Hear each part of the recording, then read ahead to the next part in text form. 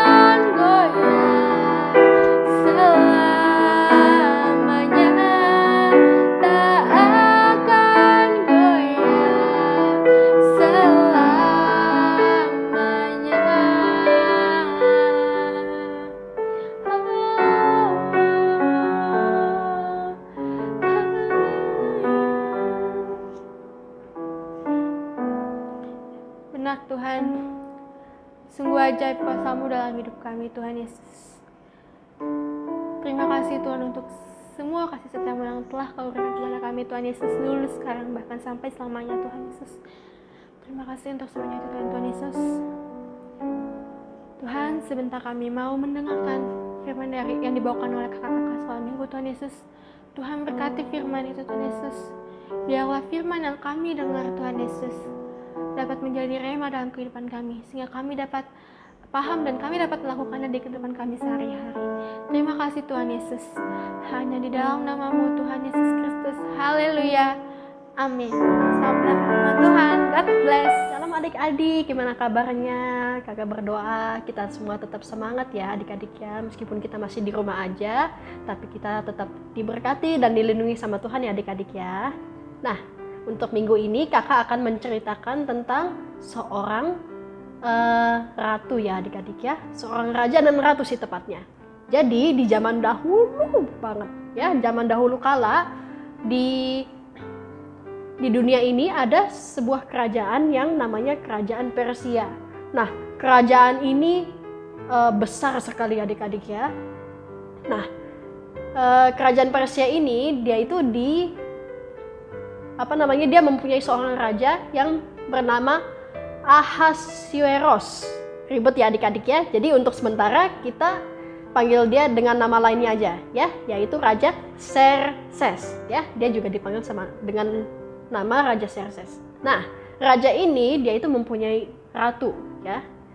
Dia udah menikah, dia udah mempunyai ratu. Nah, ratunya ini namanya Ratu Wasti.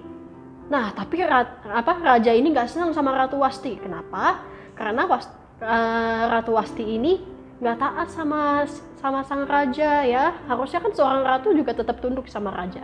Tapi Ratu Wasti ini nggak mau tunduk sama raja. Akhirnya apa yang terjadi adik-adik? Ratu Wasti ini dicopot gelarnya ya. Dia bukan menjadi ratu lagi, tapi dia menjadi rakyat biasa. Rajanya marah, rajanya kecewa sama si ratu ini. Nah, tapi rajanya itu juga dia berpikir, aduh kayaknya saya nggak bisa deh memerintah sendirian, nggak ada ratu. Akhirnya dia memutuskan, oke, mulai saat ini saya akan mencari penggantinya Ratu Wasti ini. Nah, akhirnya dia menyuruh pengawal-pengawalnya dan prajurit-prajurit di zaman dahulu kala, kumpulkan semua gadis-gadis yang belum menikah, kumpulkan di suatu benteng yang namanya Benteng Susan. Nah, akhirnya gadis-gadis itu dikumpulkanlah di situ. Nah, di Benteng Susan itu ya adik-adik ya, ada penjaganya ya. Jadi setiap benteng itu ada penjaganya. Nah, penjaga benteng itu namanya Mordekai. Ingat-ingat ya Mordekai ini ya adik-adik ya, karena Mordekai ini mempunyai peran penting nanti. Nah, oh ya, Mordekai ini dia itu seorang Yahudi ya adik-adik ya. Jadi dia berasalnya dari Yerusalem. Dia nggak berasal dari kerajaan Persia itu sih. Dia berasalnya dari Yerusalem. Nah, si Bapak Mordekai ini dia mempunyai keponakan nih adik-adik ya. Kita bisa lihat nih. Dia mempunyai keponakan yang namanya Hadasa atau juga disebut sebagai Esther ya adik-adik ya. Nah, Esther ini dia nggak punya ayah sama ibu, makanya dirawat sama pamannya Mordekai ini. Dan Esther itu juga seorang Yahudi. Dan Esther ini juga masih gadis ya adik-adik ya. Jadi pas gadis-gadis itu dikumpulkan di Benteng Susan, si rajanya melihat, wah Esther ini dia itu cantik dan dia itu juga sangat baik ya adik-adik ya. Akhirnya si rajanya ini dia pun memilih Esther menjadi ratu ya adik-adik, menggantikan Ratu Wasti sebelumnya. Nah, semenjak saat itu si Esther menjadi ratu deh. Nah, terus habis itu apa yang terjadi adik-adik?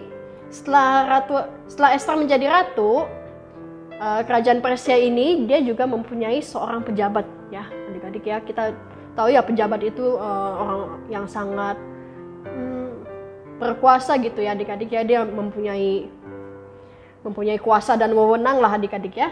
Nah, kerajaan Persia juga ada nih pejabatnya nih satu nih, nama pejabat ini adalah Haman. Nah, Haman ini orang yang sangat dihormati di zamannya waktu itu. Bahkan semua pegawai istana ataupun orang-orang yang melewati dia itu harus tunduk menyembah si Haman ini adik-adik. Wah, padahal nggak benar ya, dia cuman pejabat biasa, dia cuman orang biasa, tapi orang-orang harus tunduk menyembah sama dia. Nah, si Hamannya seneng tuh, weh, aku hebat ya, orang-orang ini menyembah aku. Nah, tapi si Bapak Mordekai ini yang pamannya Ratu Esther, dia nggak mau menyembah si Haman ini karena dia seorang Yahudi, dia percaya sama Tuhan, dia cuma mau menyembah sama Tuhan aja. Jadi pas Hamannya lewat, Mordekainya ini nggak mau menyembah si Haman ini. Wah, Hamannya kesel nih. Dia yang biasanya dipuja-puja, dia yang biasanya disembah-sembah gitu. Tapi sama si Mordekai ini kok dia nggak disembah? Mordekainya ini cuma mau nyembah Tuhan aja. Nah, Hamannya marah sekali. Terus dia memerintahkan akan menghukum semua orang Yahudi di seluruh Persia. Nah, seluruh orang Yahudi itu berarti siapa aja adik-adik? Ya termasuk Mordekai sama Ratu Esther ini adik-adik ya. Karena saking marahnya si Haman ini, dia mau memusnahkan pokoknya semua Yahudi di Persia ini. Nah, waktu itu kabar ini sampai ke Ratu Esther ini, dan dia pas mendengar berita itu dia merasa sedih sekali adik-adik ya. Aduh, masa orang-orang sebangsa sama saya yang sama-sama Yahudi seperti saya kok mau dibinasakan ya. Nah, akhirnya apa yang terjadi adik-adik? Esther dia mengajak Mordekai dan juga seluruh bangsa Yahudi. Esthernya ajak, yuk kita sama-sama berdoa yuk. Nah, mereka sama-sama berdoa, dan bukan cuma berdoa doang adik-adik. Mereka berdoa dan berpuasa selama 3 hari ya adik-adik ya. Jadi 3 hari mereka nggak makan, mereka nggak minum, mereka berpuasa dan berdoa dengan sungguh-sungguh. Nah, waktu itu akhirnya setelah dia berpuasa dan berdoa 3 hari, Esther pergi ke istana nih. Dia akan menghadap rajanya itu. Nah, di zaman dahulu itu seorang ratu nggak bisa sembarangan datengin raja loh adik-adik. Jadi rajanya itu harus mengulurkan tongkat ya. Kalau misalnya rajanya berkenan ditemui, dia mengulurkan tongkat rajanya itu ya. Nah, tapi kalau rajanya itu nggak mau ditemui, nggak berkenan sama orang yang mau ketemu, nah orang itu bisa dihukum mati adik-adik ya. Nah, makanya itu sebabnya kenapa Esther berdoa sampai berpuasa selama 3 hari, karena dia bisa aja dihukum mati karena rajanya nggak mau ketemu sama dia. Nah, tapi apa yang terjadi adik-adik setelah Esther ketemu sama rajanya? Ternyata rajanya mengulurkan tongkatnya. Berarti rajanya itu berkenan ditemui sama Ratu Esther ya adik-adik ya. Nah, akhirnya rajanya bertanya sama Esther, ada apa Esther? Kenapa kamu datang menemui saya? Kata rajanya. Nah, si Esthernya ini dia berkata sama rajanya, Raja, ada seorang yang sangat jahat. Dia akan membunuh saya dan dia akan juga membunuh semua orang Yahudi di kerajaan Persia ini. Nah, rajanya ini nih kaget dan dia juga marah. Rajanya tanya, siapa orang itu? Nah, terus si Esther bilang, itu dia yang namanya Haman. Dia akan memusnahkan seluruh bangsa Yahudi termasuk saya dan keluarga saya. Nah, rajanya setelah mendengar itu dia kaget dan dia marah, dan akhirnya dia bilang apa? Akhirnya dia perintahkan agar Hamannya dihukum ya adik-adik ya. Haman dihukum dan perintahnya untuk memusnahkan bangsa Yahudi itu dibatalkan sama raja ya adik-adik ya. Karena perintahnya itu cuma bisa dibatalkan sama raja. Akhirnya semua orang Yahudi diselamatkan dan tidak jadi dihukum. Nah, tahu nggak adik-adik, sampai sekarang hari itu masih dirayakan loh sama bangsa Israel. Namanya Hari Raya Purim. Kalau kalian iseng bisa kalian Google deh Hari Raya Purim itu apa. Tapi Purim itu berasal dari sini karena itu merupakan hari di mana mereka bersyukur bahwa mereka tidak jadi dihukum mati ya adik-adik ya. Nah, dari sini kita bisa lihat adik-adik ya, kalau kita berdoa dengan sungguh-sungguh ya adik-adik ya, kita benar-benar mengikuti Tuhan dengan sepenuh hati, kita juga pasti dilindungi Tuhan ya adik-adik ya. Benar-benar kita bisa damai sejahtera berada dalam lindungan Tuhan adik-adik ya. Meskipun keadaannya mungkin sepertinya berbahaya atau mungkin sepertinya keadaan yang gak menentu, tapi kita ingat kalau kita ikutin Tuhan dengan sungguh-sungguh, Tuhan juga pasti akan melindungi kita ya adik-adik ya. Oke, jadi kita harus tetap semangat, harus tetap rajin berdoa, baca firman, Tuhan pasti akan melindungi kita. Oke adik-adik ya. Nah, oke, sekarang kita akan membuka ayat hafalan kita di Amsal 14 ayat 26. Kakak bacain ya. Dalam takut akan Tuhan ada ketentraman yang besar, bahkan ada perlindungan bagi anak-anaknya. Amin ya adik-adik ya. Oke, semuanya yuk kita liput tangan, tutup matanya, kita berdoa ya. Tuhan Yesus, terima kasih Tuhan atas berkat-Mu kepada kami sepanjang hari ini ya Tuhan, sepanjang kehidupan kami. Terima kasih atas perlindungan-Mu ya Tuhan. Ajar kami agar kami bisa selalu taat akan Engkau ya Tuhan, mengikuti firman-Mu Tuhan, agar kami bisa rajin berdoa dan membaca firman dan mengenal Engkau sejak usia dini kami ya Tuhan. Terima kasih Tuhan atas segala berkat-Mu, atas segala perlindungan-Mu ya Tuhan. Berikan kami kesehatan, kekuatan, sukacita dan damai sejahtera yang daripada-Mu juga ya Tuhan. Terima kasih ya Tuhan Yesus. Hanya di dalam nama Tuhan Yesus kami telah berdoa dan mengucap syukur. Amin. Tuhan Yesus memberkati adik-adik.